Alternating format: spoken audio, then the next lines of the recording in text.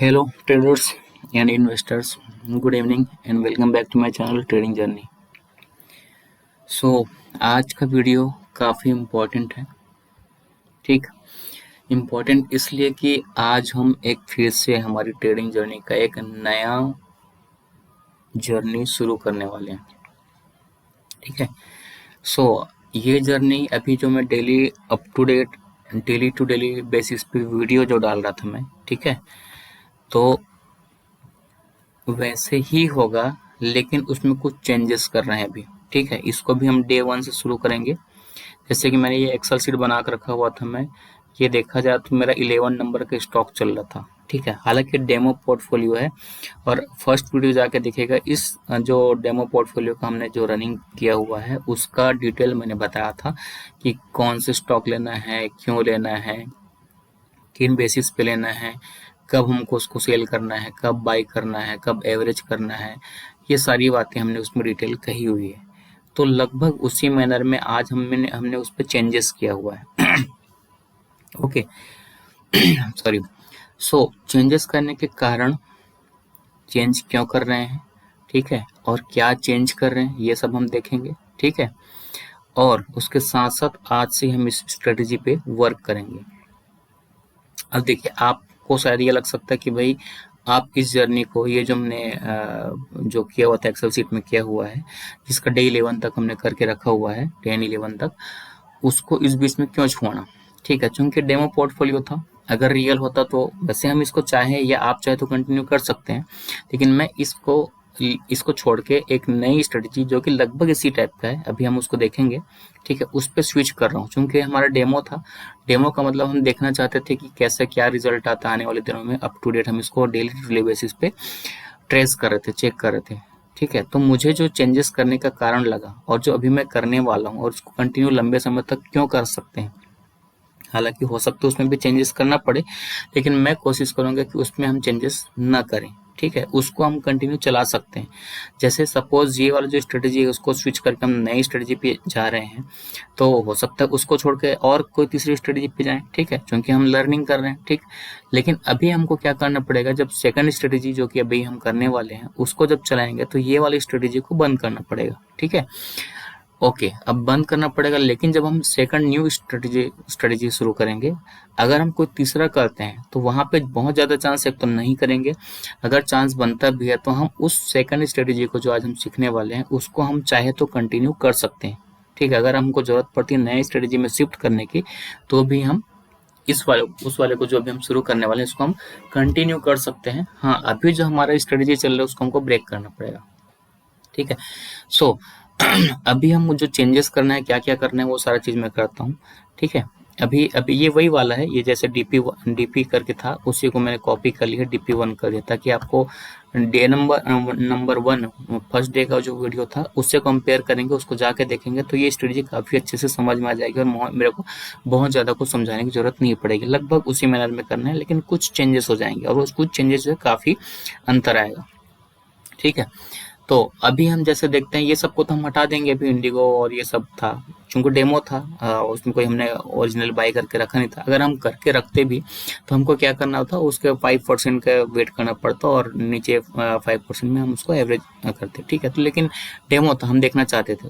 अभी तक के हिसाब से हमको 1349 रुपये का प्रॉफिट ऑलरेडी था। ठीक है, हमने इसको बुक कर चुका था। ठीक है, कोई नहीं, वैसे भी नया नया सीखना चाहिए और नया जो इम्प्लीमेंट कर सकते हो हमको करना चाहिए। ठीक है, हम लगातार सीखना चाहिए, नए चीज़ों को एक्सेप्ट करना चाहिए और उसको इम्प्लीमेंट करना चाहिए। ठीक है, अब देखिए, अभी हम चेंजेस क्या क्या करने वाले हैं। पहले तो हमने जो इनिशियल कैपिटल रखा था, ये सारे स्ट्रेटेजी हो सकता है चेंज हो जाए, जो फिगर आउट दिख रहा है ना यहाँ पे, चेंज हो सकता है। ठीक है, तो मैं एक एक करके हटा दूंगा उसको।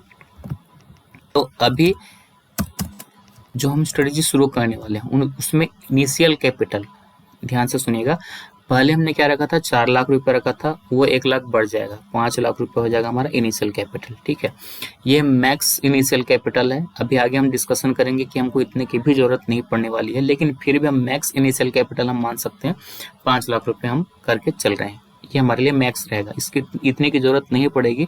इनफैक्ट 1 लाख से हम शुरू कर सकते हैं, 2 लाख तक रहेगा तो बेस्ट इनफ है शुरू करने के लिए मेरे हिसाब से। ठीक है, वो कैसे हम उसको देखेंगे।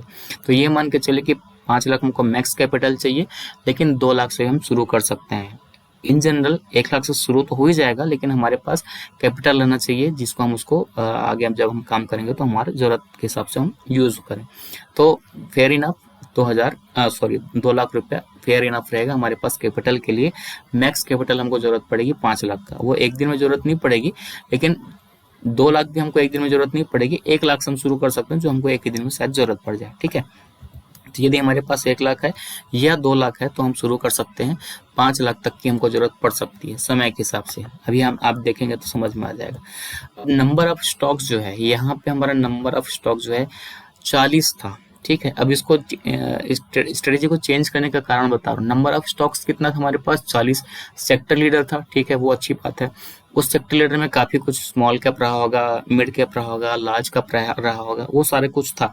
और अपनी अपनी जो खूबी और खामियां रहती है, सारे लार्ज कैप हो, स्मॉल कैप हो या मिड कैप हो, उसके साथ तो आता ही है, रिस्क भी उसी के साथ आता है। ठीक है, स्मॉल कैप में ज़्यादा रिस्क ज़्यादा रिटर्न, मिड कैप में उससे कम रिस्क उससे कम रिटर्न, और लार्ज कैप में उससे और कम रिस्क और कम रिटर्न, ऐसा माना जाता है, ऐसा कहा जाता है। ठीक है, सो नंबर ऑफ स्टॉक्स को हम 40 न करके हम कर देंगे ओनली 5। ठीक है, अब आपको लग रहा होगा कि देखो नंबर ऑफ 40 स्टॉक्स जो है 40 था, उसके जगह मैंने 4 कर दिया, तो 40 जो था वो ओवर डाइवर्सिफाइड था, अलग अलग सेक्टर था। 40 सेक्टर था मान के चलिए मेरे पास, 40 स्टॉक थे, सेक्टर लीडर थे। उसके जगह मैं 5 सेक्टर लूंगा और 5 स्टॉक लूंगा, तो 40 स्टॉक जो है वो ओवर डाइवर्सिफाइड था। डाइवर्सिफाइड तो था, एक साथ मेरा कैपिटल वाइप आउट नहीं होता। ठीक है, और वो ओवर डाइवर्सिफाइड था। मेरे को 20-25 होता तो समझ में आता, पहली बात। दूसरी बात यह कि जब हम डेली टू डे बेसिस पे देख रहे हैं, तो जब हम किसी को बुक किए फिर दूसरे को किए, तो हम ये छोटा छोटा वीडियो बनाने में भी आपने देखा होगा। हाँ, आज का वीडियो लंबा रहेगा, फर्स्ट डे का है, बाकी दिन काफी छोटा वीडियो रहेगा। ठीक है, और डेली वीडियो बनाने की जरूरत भी नहीं पड़ेगी मेरे को, लेकिन स्ट्रेटेजी फुल प्रूफ पक्का रहेगा, हम जो करना है हमको करना है ऐसा। ठीक है, सो इसमें हमारा क्या था कि हमको अभी लगातार 40 स्टॉक था, तो लगातार लगभग 40-50-60 दिन क्योंकि हो सकता है बुक करें फिर करें, इस टाइप का चलते चलते हमको डेली कोई ना कोई स्टॉक बाई करना पड़ता, और डेली हमको 40 स्टॉक को चेक करना पड़ता। उसमें हमको जैसे जैसे हमारे पास स्टॉक आते जाता है 11, 12, 15, 20, उसको चेक करने में हमको कम से कम आधे घंटे का वीडियो हमको लगेगा। ठीक है, जो कि ओवर डाइवर्सिफाइड भी था, उतनी जरूरत नहीं थी और हम उतने को करना नहीं चाहते, उसमें आप काफ़ी टाइम जाएगा।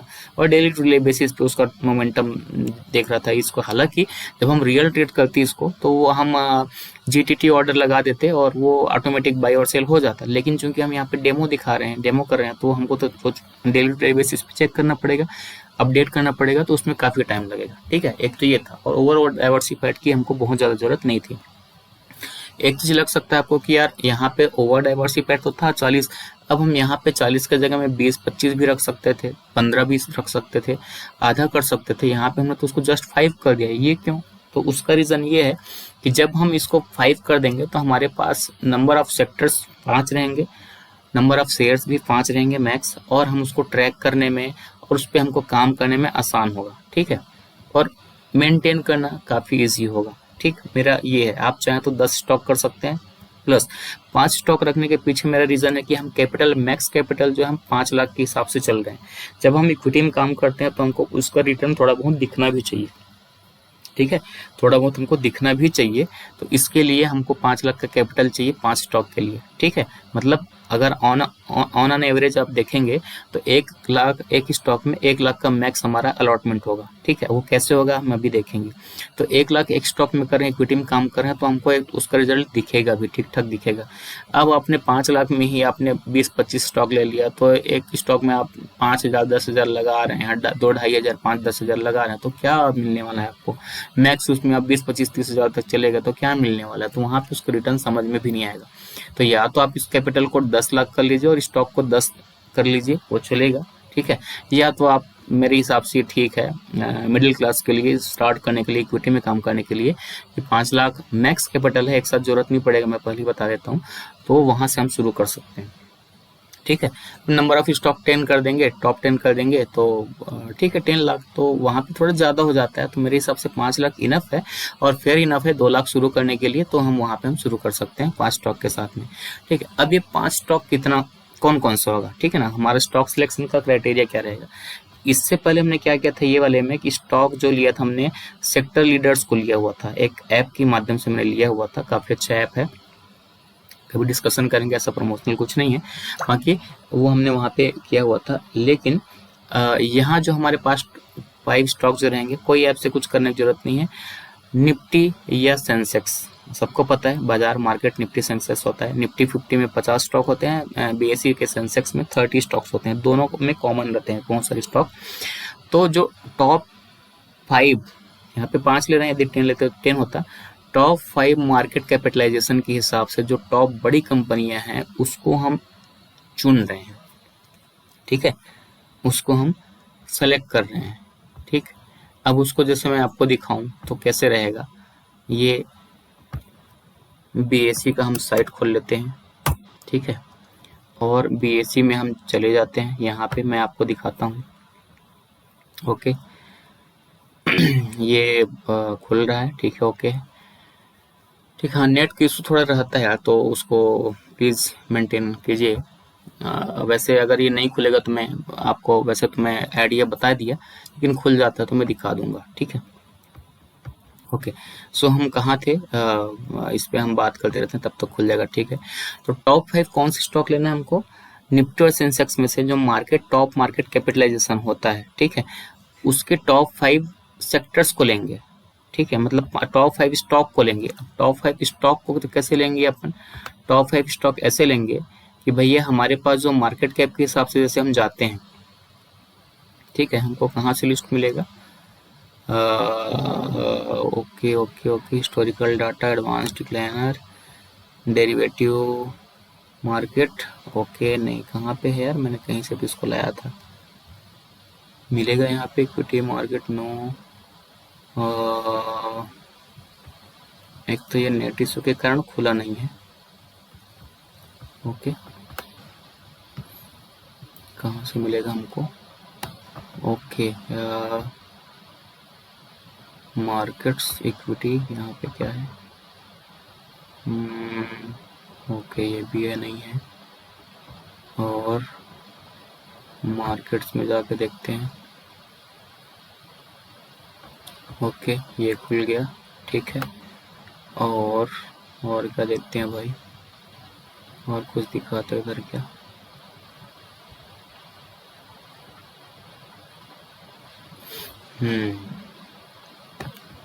ये कहीं पे आता है इसका, मुझे मार्केट खुल गया इक्विटी में, हाँ, यहाँ पे मिलेगा कंपनीज बाय मार्केट कैपिटलाइजेशन ना, टाइम लग रहा है उसके लिए सॉरी, लेकिन आप लोग भी समझो सीखें, मैं भी कोई बहुत बड़ा कुछ पहले से, हाँ, लेकिन अनुभव काफ़ी है मेरे को, है ना, काफ़ी का मतलब ये है कि मैंने काफ़ी कुछ सीखा है मार्केट से, काफ़ी कुछ मैंने टाइम दिया हुआ है, ठीक है, ओके।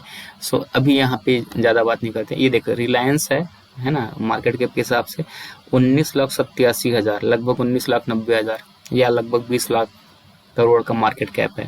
फिर टीसीएस का है 14 लाख करोड़ के आसपास, एचडीएफसी बैंक का है 10-11 लाख करोड़ के आसपास, आईसीआईसीआई बैंक, ऐसा। तो ये टॉप 5 हमको लेना है। अब देखिए टॉप 5 में रिलायंस आ गया, ओके, एक सेक्टर हो गया, दूसरा आ गया टीसीएस, ओके, तीसरा आ गया एचडीएफसी बैंक, ठीक है, ये हमारी स्टॉक है, अभी हम लेंगे इसको, ठीक है, ओके। चौथा आईसीआईसीआई बैंक, लेकिन इसको हम नहीं लेंगे, क्यों, क्योंकि अलग अलग सेक्टर होना चाहिए। रिलायंस एक अलग सेक्टर है, ऑयल मार्केटिंग कंपनी है, ठीक है, रिफाइनरी वाली कंपनी है, रिलायंस का तो खैर पता ही है। टीसीएस आईटी ऑलरेडी है, एचडीएफसी बैंक प्राइवेट बैंक है या बैंकिंग सेक्टर है। अब ICICI bank again private bank है, ठीक है, तो हम इसको नहीं लेंगे, एक ले चुके हैं, हमारे को वैसे भी लिमिटेड लेना है। फिर state bank public sector bank है, सरकारी बैंक है लेकिन बैंकिंग है, छोड़ देंगे। इन्फोसिस है, अच्छी कंपनी, काफ़ी अच्छी कंपनी है, लेकिन अगेन आईटी है, हम आईटी ले चुके हैं। एलआईसी, इसको नहीं लेने का कारण ये है कि इसका मार्केट कैप तो ठीक है, लेकिन ये निफ्टी 50 में नहीं है, ठीक है, और सेंसेक्स के शायद 30 में भी नहीं है। और फिर भारतीय एयरटेल, हाँ, इसको ले सकते हैं, टेलीकम्युनिकेशन है। और हिंदुस्तान यूनिलीवर, ये एफएमसीजी कंपनी है। तो उस हिसाब से हमको अलग अलग सेक्टर के हिसाब से 5 चुन के लेना है। अगर 10 करना होगा तो हम आगे बढ़ाएंगे उसको, जैसे आईटीसी नहीं लेंगे, फिर एलएनटी ले लेंगे, फिर एचसीएल नहीं लेंगे, फिर बजाज फाइनेंस हो सकता है ले लेंगे, फिर सन फार्मा ले लेंगे, इस टाइप का हम लेते जाएंगे अगर 10 लेना होगा तो। फिलहाल 5 तो रिलायंस, टीसीएस, एचडीएफसी बैंक, भारतीय एयरटेल और हिंदुस्तान यूनिलीवर, ये हमारे टॉप 5 रहेंगे निफ्टी और सेंसेक्स में से हम जो उठाएंगे। ठीक है। अब देखिए, जब हम निफ्टी या सेंसेक्स के मार्केट कैप के हिसाब से जो लीडर को हम पकड़ रहे हैं मार्केट कैप के हिसाब से, मतलब बड़ी कंपनी है, large cap, very large cap company है, ब्लू चिप कंपनियां हैं और वेल सेटल्ड है, तभी तो सेंसेक्स और निफ्टी में मार्केट कैप के हिसाब से और सेटल्ड कंपनी है। ठीक है, और इसमें मोमेंटम बहुत ज़्यादा अपसाइड, बहुत ज़्यादा डाउनसाइड, रिस्क जो है कम होता है, लेकिन स्टेडी ग्रोथ मिलता है, स्टेबल हमको मिलता है। जब हम इक्विटी में काम करते हैं हमको स्टेबिलिटी चाहिए रहता है, और लॉन्ग टर्म के लिए हम काम करते हैं स्टेबिलिटी चाहिए ही रहता है। तो जब आप बहुत सारे फिल्टर लगाते हैं, कौन सा शेयर लें, मझगांव डॉक लें कि एनएचपीसी लें कि रेलटेल लें कि टाटा पावर ले लें या और कुछ ले लें, ये सब कुछ जो है ऐसे भागते हैं ना कि पूछो मत। ठीक है, जब भागना होगा तो गिरना होगा तो भी गिरते भी हैं। तो वैसे हम ना करके ये सारी टॉप 5 कंपनी को बिना देखे आंख मूंद कर ले लो। ठीक है, हालांकि उसमें रिसर्च करना चाहिए, करना ही चाहिए, करेंगे भी अपने हिसाब से। बाकी वैसे मैंने डिस्क्लेमर दे देना है कि भैया इन सब पे काम करने के लिए कोई भी स्टॉक लें, आप अपने फाइनेंशियल एडवाइजर से जरूर एडवाइस लें। ये हम इसको डेमो के रूप में देख रहे हैं कि भाई स्टॉक मार्केट में लोग लॉस करते हैं, हम लॉस करते हैं, सब लॉस करते हैं, तो फिर उसका पीछे का रीज़न क्या और हम क्या स्टेबिलिटी मेंटेन कर सकते हैं, तो उसके लिए हमने ये इक्विटी लिया है एफएनओ को छोड़ के। ठीक है, ओके।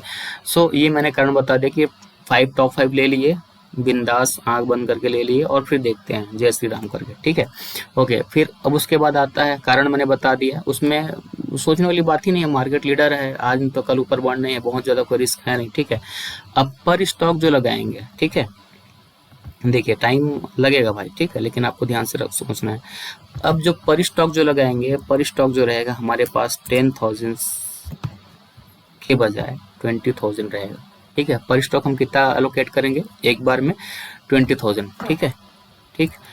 और उसका जो हमने रूल किया लिखा हुआ था, उसमें लिखा नहीं था, मैंने बताया था 5% अप पे हम टारगेट सेट करते थे, अगर 5% डाउन आया तो हम क्या करते थे, एवरेज करते थे।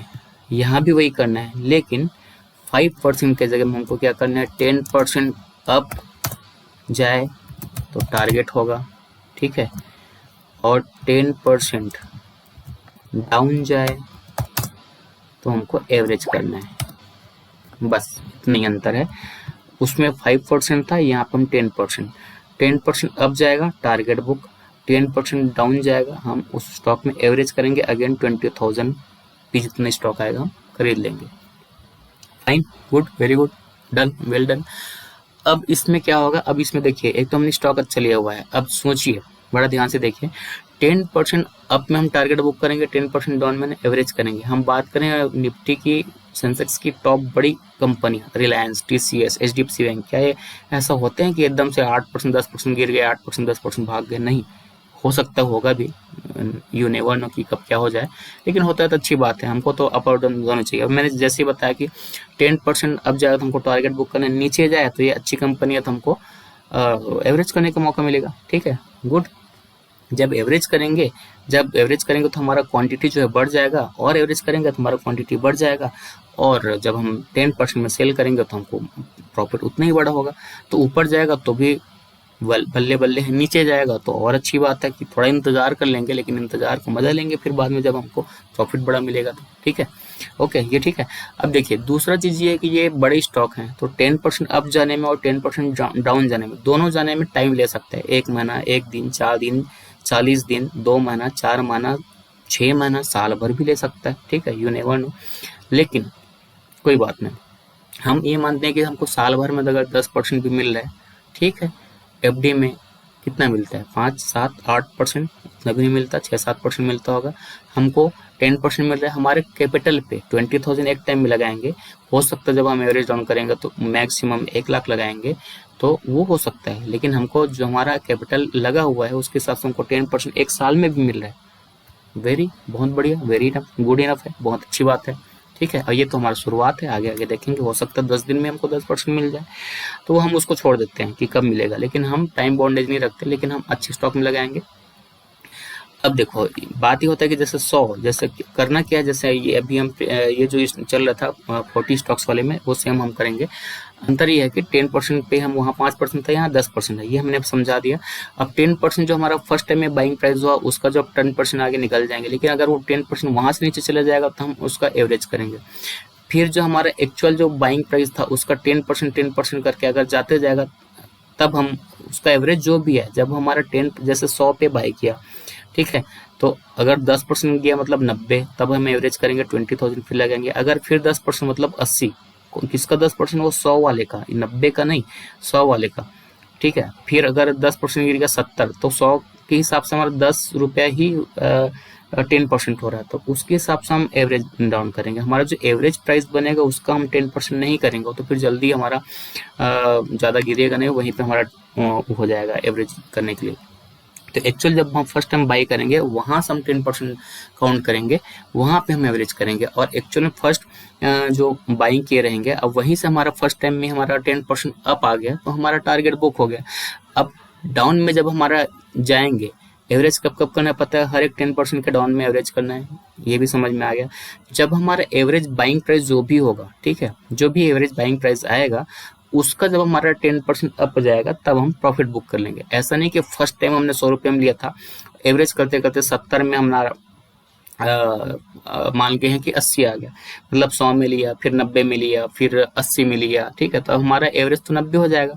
तो 90 का जब हमारा 10% आएगा तो 98 99 या जो भी आएगा वो हमारा टारगेट प्राइस हो जाएगा, ठीक है। तो हमने फर्स्ट टाइम 100 में लिया था, लास्ट हमने 80 में लिया था, ठीक है, और बेच किस में रहे हम 99 में या 100 के आसपास बेच रहे हैं। ऐसा नहीं कि 100 में लिया था तो जब 110 जाएगा तभी बेचेंगे, ऐसा नहीं। हमारा जो एवरेज बनेगा जब भी हम एवरेजिंग करेंगे, तो ठीक है, ओवरऑल एवरेज बनेगा, उसका 10% आएगा तो हम निकल जाएंगे, ठीक है। ओके, तो हमारा जो भी टोटल क्वांटिटी रहेगा, बाइंग प्राइस एवरेज बनेगा, उसके 10% में निकल जाना है। लेकिन एवरेज डाउन करने के लिए एक्चुअल जो बाय रहेगा वहां का 10% में ही हमको एवरेज करना है। फाइन। अब इस हिसाब से देखते हैं, तो अगर आप स्टॉक को, जैसे अभी स्टॉक मार्केट लाइफ हाई पे चल रहा है, ठीक है ना, ये और चल ही रहा होगा, देखते हैं यहाँ पे क्या चल रहा है। 22,055 22,200 आजकल में कुछ ये हाई बनाया हुआ है, ठीक है। तो लाइफ हाई पे चल रहा है और ये लाइफ हाई पे है मार्केट, और वहां से अगर मार्केट डाउन चले जाता है तो डाउन कितना होता है? सोचिए कौन सी कंपनी ना, बड़ी कंपनियां, रिलायबल कंपनियां, तो ये जो है आपको कितने बार करना है? देखिए, एक बार में कितना लगाएंगे आप? 20,000 लगाएंगे। आपके पास कैपिटल कितना है? 5 लाख, मैक्स कैपिटल जो चाहिए रहेगा, है ना, ठीक है। कितने बार करना है? 5 बार करना है, तो 20,000, फिर 20,000, फिर 20,000, फिर 20,000, फिर 20,000, मतलब कितने बार करना है? 5 बार करना है। एक स्टॉक में 1 लाख से ज्यादा हम नहीं लगाएंगे, मतलब 4 से 5 बार एवरेज करेंगे। 20,000 20,000 20,000, कितने टोटल बार हमारा हो जाएंगे? 5 बार, तो वो हमारा 20 पंचे 100, 1 लाख हो जाएगा एक स्टॉक में। उसके बाद हम अगर और स्टॉक नीचे जाता है, छोड़ेंगे हम उसको, रहन देंगे। जब घूम के आना होगा, 4 6 महीना, साल 2 साल 5 साल 10 साल में जब भी आना होगा वो आएगा, हम उस पर और एवरेज नहीं करेंगे, छोड़ देंगे, ठीक है। भगवान भरोसे छोड़ देंगे, किस्मत भरोसे छोड़ देंगे, भैया क्या होता है देखेंगे, ठीक है। ओके, लेकिन हम 5 बार जरूर करेंगे, उसके बाद छोड़ देंगे। जब उसका 10% आएगा तभी हम निकलेंगे, ठीक है, अदरवाइज हम रहने देंगे, ठीक। ये समझ में आ गया? ओके, ठीक है। तो ये हमारा, तो जब हमारे 10% में हम कर रहे हैं, तो फर्स्ट टाइम अभी मान लो 100 में आया, फिर 80 में, 90 में बाई किए, फिर 70 में बाई किए, फिर 60 में बाई किए, ऐसे तो होगा ना, 100 90 80 70 और 60। हाँ, 60 जो हमारा पांचवा हो जाएगा। तो टॉप से देखेंगे, क्योंकि फर्स्ट टाइम आप पहले लगा चुके हैं टॉप में, तो आपका वहां से टॉप से 40%, ठीक है, मतलब आपका कहाँ तक आप एवरेज कर रहे हैं उसको, जब आपका स्टॉक जहाँ पे भी आपने लिया हुआ है, चाहे वो टॉप रहे या मिडिल रहे, कहीं पे भी रहे, ठीक है, वहां से वो अगर 40% तक गिर रहा है तब तक आप एवरेज करेंगे। 40% के बाद आप एवरेज करना छोड़ देंगे, ठीक है। उतने में आपका 20 25 100 1 लाख लग जाएगा एक में। हो सकता है इससे पहले टारगेट मिल जाए, दूसरे तीसरे एवरेज करने के बाद में, या फर्स्ट टाइम में मिल जाए, कभी दूसरे में, कभी तीसरे में, कभी चौथे में। 5वीं बार लगा दिया फिर भी नहीं मिला तो आप इंतजार करेंगे, उसके बाद आप एवरेज डाउन नहीं करेंगे। ओके, सो ये आपको रूल समझ में आ गया? ओके, ठीक है। और कुछ इसमें बचा? आई थिंक नहीं बचा, ठीक। ओके, अब ये जो स्टॉक जो है, इसको अभी हम इसको हटा देते हैं, ठीक है। तो अभी अभी अभी अभी ओके, अभी अभी अभी ओके, इसको हम हटा दिए, ठीक है। और इधर जो है इसको भी हटा देते हैं, इसको तो हमको जीरो करना पड़ेगा भाई। ये ये जो है इसको भी हटा दिए, ओके है, ठीक है।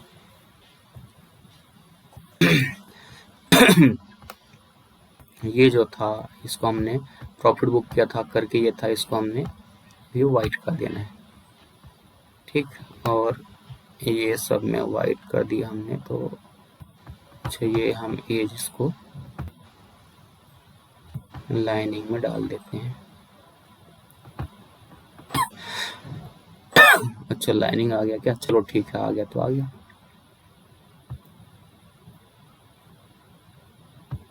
हटाना ही ठीक है, सभी को हम एक जैसे रखेंगे, नो बॉर्डर, ठीक। और यहाँ पे था इसको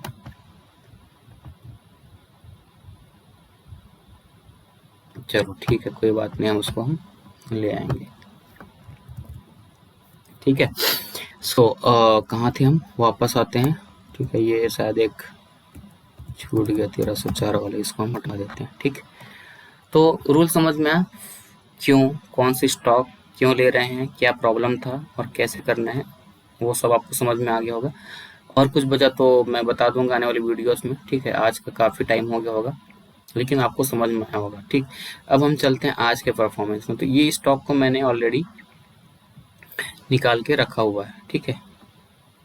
कहाँ पे, ये टॉप 5 में आज मार्केट ठीक ठाक गिरा हुआ है, ठीक है, ओके। ये जो हमारा सेक्टर लीडर वाला था, इसमें क्या आ रहा है देख लेते हैं, हालांकि उस पर हमें कंटिन्यू नहीं कर रहे हैं। तो 3% कोल इंडिया गिरा हुआ था, और फिर उसके बाद हाई अगर देखेंगे इधर लोअर साइड में देखेंगे, और इसको अगर हम ऐसा कर दें तो डीएलएफ चढ़ा हुआ था, ओके, कोई दिक्कत नहीं, ओके। तो अभी हम चलते हैं, ये जो मैंने बताया था रिलायंस, टीसीएस, एचडीएफसी बैंक, भारतीय एयरटेल, हिंदुस्तान यूनिलीवर, ठीक है। आज से शुरू करते हैं एक एक स्टॉक, फिर हम 5 ही स्टॉक है, 5 दिन में इसका फंडामेंटल ये सारा कुछ देख लेंगे, जैसे हम सारी वीडियोस में देखते हैं, और फिर उसको कंटिन्यू करेंगे। हो सकता है हमको रोज बाइंग करने का मौका ना मिले, 4-5 दिन ही मिलेगा, ठीक है। तो अब हम देख लेते हैं, वही सेम प्रक्रिया कर लेते हैं कि भैया आज से हमको शुरू करना है, तो जो सबसे ज़्यादा गिरा आज ले लेंगे, वो हो गया। दूसरा दिन फिर कौन सा बाकी 4 में से कौन ज़्यादा गिरा वो देख लेंगे। तीसरे दिन ऐसा देख लेंगे, किसी दिन सब छोड़े हुए तो छोड़ देंगे, जिस दिन कोई ना कोई गिरेगा, हमारा जो स्टॉक लेना बच्चा उसको ले लेंगे, ऐसा करते जाएंगे हम, ठीक है। वैसे तो चाहे तो 20,000 करके हम पूरा 1 लाख यहाँ पे आज के डेट में हम कर सकते हैं, ठीक है। लेकिन हम स्लोली चलते हैं, एक एक करके ले लेते हैं, गिरे हुए पे लेना ज़्यादा अच्छी बात है, ठीक है, ओके। सो अब आज के हिसाब से इसको ज़्यादा फिल्टर आउट करने की जरूरत नहीं। ये देखो सबसे ज़्यादा छोटा सा है, तो इसको ट्रैक करना काफ़ी आसान होगा, ये हमारे लिए प्लस पॉइंट है, और अच्छी कंपनी है, ज़्यादा कुछ दिमाग लगाने की जरूरत नहीं। एवरेज का हमने भी फार्मूला तय कर लिया कि कब तक एवरेज करेंगे, 40% डाउन तक, फिर हम इस तरीके से हम करेंगे। और 20,000 जो है उसका यदि आप 10% निकालते हैं 20,000 पर स्टॉक में, एक ही बार आपने 20,000 लगाया, 10% में निकाल रहे हैं हम, तो हमारा 2,000 होता है। तो जब हमको रिटर्न मिलेगा वो भी ठीक ठाक डिसेंट अमाउंट लगेगा, 2,000, वेरी गुड, ऐसा है, ठीक है। भले वो 2 दिन में मिले, 2 महीने में मिले, 4-6 महीने, 8-10 महीने में मिले, ठीक है, चलेगा, ठीक है। और जब हम एवरेज डाउन करते जाएंगे, और हमारा गलती से 5 एवरेजिंग हो गया तो 1 लाख हो गया, तो उसका जब हम करेंगे तो 10,000 हम बुक करेंगे, ठीक है। तो ये सब हमारा सिलसिला चलता रहेगा, ओके। सो तो आज के लिए हम देखते हैं, तो नो डाउट एचडीएफसी बैंक है सबसे ज़्यादा गिरा हुआ जो है, बाकी तो उसके बाद टीसीएस है, वैसे तो 3-4 सभी गिरे हुए हैं हिंदुस्तान यूनिलीवर को छोड़ के, तो हम एक एक दिन करके देखते हैं कि दिन में हड़बड़ी नहीं करते। तो एचडीएफसी बैंक सबसे ज़्यादा गिरा हुआ, तो एचडीएफसी बैंक को लगभग क्लोजिंग प्राइस के आसपास 1439 के आसपास हम मानते हैं कि बाई कर लिए। तो पहला स्टॉक हम ले लेते हैं हमारे आज की स्ट्रेटजी के हिसाब से, HDFC bank, good, by price 1439, ठीक। अब 1439 है, ठीक है। तो हम इसको देख लेते हैं कि हमको 20,000 में कितना स्टॉक हमको मिलेगा, ठीक है। तो 20,000 डिवाइड बाई 1439, ये हमको मिलता है 13.89, तो हम ले लेते हैं 13 स्टॉक, ठीक, ओके है। इसमें हमने कुछ फॉर्मूला सेट किया था क्या पहले, अभी तो कुछ दिखा नहीं रहा, ठीक है, कोई बात नहीं। तो ठीक है, 13 स्टॉक अभी हमारा, और क्या बचा, एवरेज बाई प्राइस अभी 1439 ही रहेगा। न्यू एवरेज जब न्यू एवरेज करेंगे तब होगा। बाई डेट आज का डेट लिख देते हैं, जैसे आज कितना है 21/02/2024, ठीक। बाई अमाउंट इसको कैसे निकालते हैं भाई, फॉर्मूला लगाए थे क्या, नहीं लगाए, तो लगा लेते हैं। बाई अमाउंट कितना हो जाएगा, अमाउंट, ओके। सो हमारा एवरेज बाई प्राइस जो कि है E2, ठीक है, इनटू क्वांटिटी है D2, ठीक। तो हमारा हो गया 18,707 रुपये। सेल जब आएगा तो करेंगे, सेल अमाउंट देख लेंगे, गेन लॉस को देख लेंगे, और कैपिटल जो है हम ये देख लेते हैं कि कैपिटल में कैसे करें। कैपिटल को 5 लाख इनिशियल मान के चलें, चलो 5 लाख मान लेते हैं, कोई नहीं। हमारे पास इन हैंड कैश जो है, हालांकि मैंने बताया ना कि 20,000 आज के हमारे पास कितना होना चाहिए, 20,000 होना चाहिए। जब हम पांचों स्टॉक ले लेंगे तो कितना होना चाहिए, 1 लाख खत्म होगा, ठीक है। फिर जब उसमें एवरेज, अब एवरेज देखो 10% कब गिरेगा हमको नहीं पता, 1-2 महीना लग सकता है, 3-4 दिन लग सकता है। तो जब जिसमें जिसमें एवरेज करने का मौका मिलेगा करेंगे। जब वो हो सकता है किसी में एवरेज करेंगे तब तक हमको किसी में प्रॉफिट बुक मिल जाए, ठीक है। तो 2 लाख रखेंगे, तो हम जब हम 2 लाख रखेंगे तो एक बार सभी में एवरेज हो जाएगा, ठीक है। लेकिन वो 2 लाख के हिसाब से देखा जाए तो भी आपको किसी न किसी में वो प्रॉफिट हो चुका रहेगा, फ्री हो जा रहेगा, फिर आप उसको करेंगे। इस तरीके से 2 लाख में भी वो रोल आउट कर सकते हैं, लेकिन हमको मैक्स कैपिटल 5 लाख रखना है, ठीक है। अब आपके ऊपर है, उसको 1 लाख मान के चलें, 2 लाख मान के चले, हमको आज तो हमको 20,000 ही चाहिए था, ऐसा है, ठीक है। चलो फिर भी हम 5 लाख मान लेते हैं। तो कैपिटल क्या हो जाएगा यहाँ पे, ये कैपिटल को हम कैसे करें, 5, ठीक है, और इसमें हम माइनस कर देते हैं आज का जो कैपिटल है, इसमें कितना H2 हमारा माइनस हो जाएगा, ठीक है। इसमें फॉर्मूला गलत रहेगा तो फिर हम नेक्स्ट सेट कर लेंगे, ठीक है, कोई दिक्कत नहीं। तो अभी चलो हम मान लेते हैं 5 लाख ही मान लेते हैं यार, कोई नहीं, ठीक है, आपको जैसे मानना है मान लीजिए, ठीक है। तो 4,81,000 हमारे पास इन हैंड कैश है, हमने यूज़ किया हुआ है लगभग 20,000 यानी कि 18,707 के आसपास का, और आज हमारा एवरेज बाइंग प्राइस ये है। अब हमको करना क्या है ओके, हमको करना ये है कि यहाँ पे हम 10% निकाल लेते हैं। तो 10% कितना, 14.39, तो इसको हम 1% होगा तो कितना 143 समथिंग होगा, ठीक है। तो 1439 है, इसका हम 10% निकाल लेते हैं तो 143.9 है ना, तो इसको 144 मान लेते हैं। तो क्या करेंगे, 1439 में 144 जोड़ देंगे, ये आता है 1583, तो 1583 टारगेट होगा, टारगेट, ठीक है। और एवरेज क्या होगा, 1439 माइनस 144, 1295। तो जब 1295 आएगा तो अब हम और 20,000 लगाएंगे, अगर 1583 आ गया तो हम वहाँ से एग्जिट हो जाएंगे, ठीक है। उसके बाद फिर से वही प्रक्रिया हमारे पास बाकी रहेगा। जब वो हमारा HDFC बैंक फिर गिरेगा किसी दिन तो हम फिर ले लेंगे, ठीक है। आगे गिरे नीचे गिरे कहीं पे फिर कोई दिक्कत नहीं, ठीक है। तो ये हमने ये सारा कुछ सेट करके रख लिया हुआ है। अब हम हमारे पास सारे स्टॉक और है लेने के लिए, उसको हम देखते हैं कौन सा नेक्स्ट कौन सा आता है। चाहे तो आप एक ही दिन में आप कर सकते थे, कोई दिक्कत नहीं, लेकिन हम वेट कर लेते हैं, 4-5 स्टॉक ही हैं, 4-5 दिन में 7 दिन में आराम से हमको मिल जाएगा। तो हम इसको रोल आउट करते रहेंगे। अब रही बात आती है डेली वीडियो बनाने की कि नहीं बनाने की, अगर बनाने का हुआ भी, ठीक है, तो हम इसको ट्रैक करना बहुत आसान है। और अगर बनाएंगे भी तो काफ़ी कम समय लगेगा। और अगर किसी दिन नहीं भी बनाएं, जब पता चल रहा है कि भाई हमारे पास सारी स्टॉक आ गए, 4-5 दिन में आ जाएगा, तब हम वीडियो बना लेंगे, इस बीच में ट्रैक भी कर लेंगे, ठीक है। और अगर नहीं भी आया तो ठीक है, नहीं आया इसका मतलब ये है कि ना टारगेट आना है, ऐसे एवरेज आया, और जब आएगा तो हम उसको अपडेट करेंगे, या कभी बीच में अपडेट करने का हुआ तो हम उसको देख लेंगे कि भैया आज का हमारे पास क्या चल रहा है, ठीक है। या हम किसी कोई एक और कॉलम बना देंगे कि आज हमारे पास गेन लॉस कितना दिखा रहा है एक्चुअल में आज के रेट के हिसाब से, ठीक है। तो ऐसा कर सकते हैं, ठीक है। तो ये हमारे पास समय बचाएगा और बेवजह का वीडियो बनाने की जरूरत भी नहीं है। लर्निंग करना है हमको, इसको देखना है कि इसको हम इसको लंबे समय तक कैसे यूज़ कर सकते हैं, कैसे चला सकते हैं, क्या रिटर्न मिलता है, कैसे करते हैं, पेशेंस वाला काम है, ठीक है। तो ये सब देखेंगे। चलिए, ये तो हो गया आज की स्टॉक, ये आज की स्ट्रेटजी। काफ़ी ध्यान से आराम से देखिएगा, कुछ छूटा हुआ तो कमेंट करके पूछिएगा।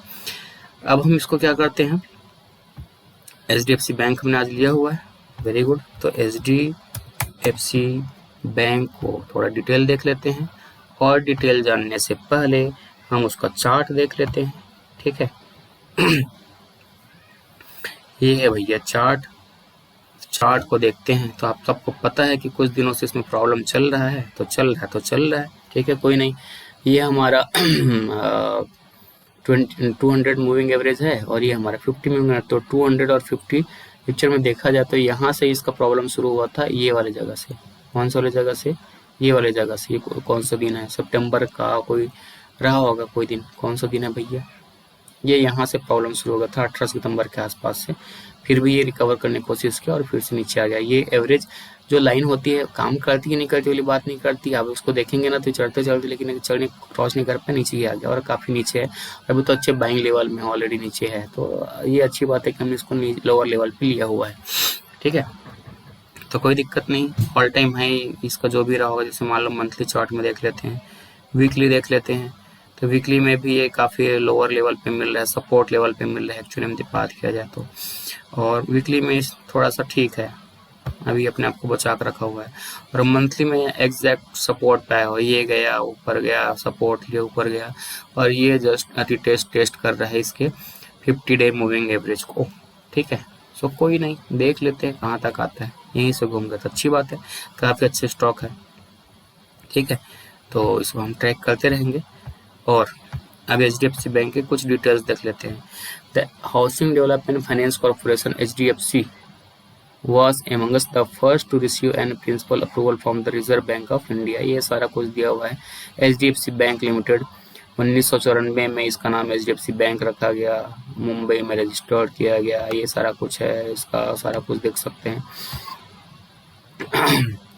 और इसमें की पॉइंट्स है, की ratio, capital equity ratio 18.9%, net interest margin 3.89%, gross NPA 1-1.17, sorry 1.17, 10.3, CASA ratio, cost to income ratio, सारा कुछ देख सकते हैं। सेगमेंट रिवेन्यू आता है ट्रेजरी से 14%, रिटेल बैंकिंग से 46%, wholesale banking 27%, other banking operation 13%, domestic 99%, international मात्र 1%। ठीक है, डोमेस्टिक है। और इसका international footprints the bank has offices and branches in Bahrain, Hong Kong, UAE, Kenya, ये सब में इनके यूनाइटेड क्लाइंट्स भी रहते हैं। Pan India presence network issues इसका जो है इंक्लूड्स 21,683 बैंकिंग आउटलेट्स इनका। ठीक है, दिग्गज कंपनी है, है, बड़ा है। लोन मिक्स में रिटेल 39%, CRB 35%, होलसेल 26%।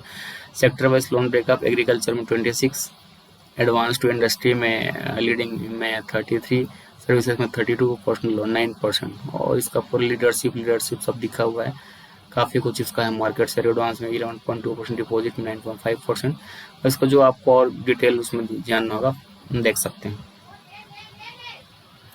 ओके, सो आगे हम देखते हैं। अब यहाँ पे आते हैं, देखिए मार्केट कैप आज के डेट में 10,93,562 करोड़, बहुत बड़ी कंपनी है।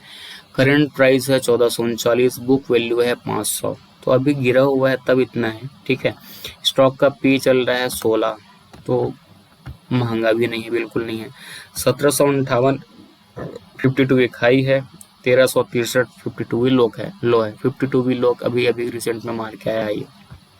ठीक है, तो ठीक वैल्यूएशन पे मिल रहा है। ROC घटा हुआ है इसका परफॉर्मेंस के हिसाब से 6.24, ROE ठीक है। ठीक, एंड आगे अगर हम देखें तो इस तरीके के इसका pros and cons. Company is expected to give good quarter, company has delivered good profit growth 19.9% CAGR over last 5 years, company has been maintaining a healthy dividend payout of 19%। अब कौन की stock is trading at 2.77 times book value से, वो तो रहता ही है। Company has low interest coverage ratio, ये बैंकिंग सेक्टर में ये वाला रहता ही है फैक्टर। ठीक है, कंटिन्यूड लाइबिलिटीज 18,000, इसीलिए इसको बोल रहे हैं कि थोड़ा सा है ज़्यादा इसके पास। इनकम और जब भी हो, इसलिए सभी सब चेंजेस हुआ होगा HDFC के साथ। Company might be capitalizing the interest cost, earning include other income 88,999, working capital less increase to इतना से इतना, वो सब कारण हुआ है मर्ज होने के कारण। ठीक है, ये सब धीरे धीरे फ्यूचर में सब सुधर जाएगा। दिग्गज कंपनी है, कोई डर वाली बात नहीं। पीयर कंपैरिजन देखेंगे तो भाई HDFC bank, ICICI, Kotak Mahindra, axis, Indian bank, ये सब इनके साथ पार्टिसिपेंट है। और एवरेज मीन देखेंगे यहाँ पे तो 12.96 मतलब 13 के आसपास है, उसमें इसका 16 है, तो गुड इनफ है, अच्छी बात है। ठीक है, और आगे जाके देखते हैं रिवेन्यू देखेंगे तो दिसंबर में 78,000 का रिवेन्यू है, बढ़ के आया है। सेल्स में तो कोई दिक्कत वाली बात नहीं है, 35, 37, 40, 45 लगातार बढ़ते गया है, कोई प्रॉब्लम वाली बात ही नहीं है। ठीक है।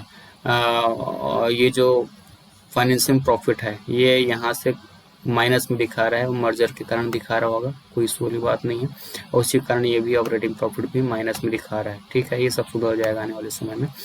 नेट प्रॉफिट दिखा रहा है 17,312, 17,700, ये नेट प्रॉफिट को आप देखेंगे तो बढ़ा हुआ है।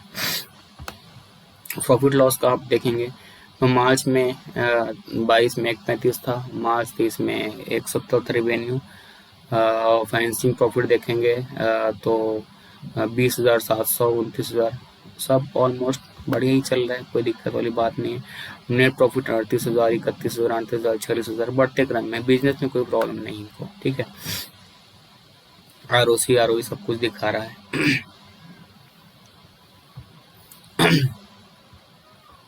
स्टॉक प्राइस जो है ये थोड़ा सा कम दिखा रहा है, CAGR के हिसाब से अभी डाउन आया है और मर्जर के हिसाब से। बैलेंस शीट देख लेते हैं। बैलेंस 558 का equity capital, reserve capital 2,88,880 crore. Borrowings थोड़ा सा ज़्यादा है, ठीक है, 21,39,000, ठीक है, और एसेट है इनके पास 8,000 का। तो ये जो इशू है ना, इसी का थोड़ा सा ज़्यादा बढ़ा हुआ है, ये सबको कम करते जाएगा तो वो आ जाएगा, कट जाएगा। बोरोइंग्स में सब दिखाता है, ठीक है, बैंकिंग सेक्टर में ये सबको इवेल्युएट करना बहुत ज़्यादा जरूरी नहीं है। ठीक है, कैश फ्लो पॉजिटिव है। ROC, ROE देख लिए, और प्रोमोटर्स को देखेंगे तो इसको चेंजेस हुआ होगा मर्जर के कारण, इसलिए ऐसा दिखा रहा है, इसमें मैं ज़्यादा कमेंट नहीं कर सकता। FII ने अपना स्टेक बढ़ाया हुआ है, DIS ने अपना स्टेक बढ़ाया हुआ है, और क्या चाहिए। ठीक है, पब्लिक होल्डिंग 16-17% के आसपास है, तो वेल स्टेब्लिश्ड कंपनी है, दिग्गज है, तो इसमें ज़्यादा कुछ उनको दिमाग लगाने की जरूरत नहीं है। अभी कुछ कारण से ये नीचे आया हुआ है, ये अपॉर्चुनिटी है इन्वेस्टिंग करने का भी। ठीक है, तो आज के लिए इतना ही, मिलते हैं नेक्स्ट अपडेट वीडियो में। आज का ये आपको पसंद आया होगा, लॉजिक पसंद आया होगा, समझ में आया होगा।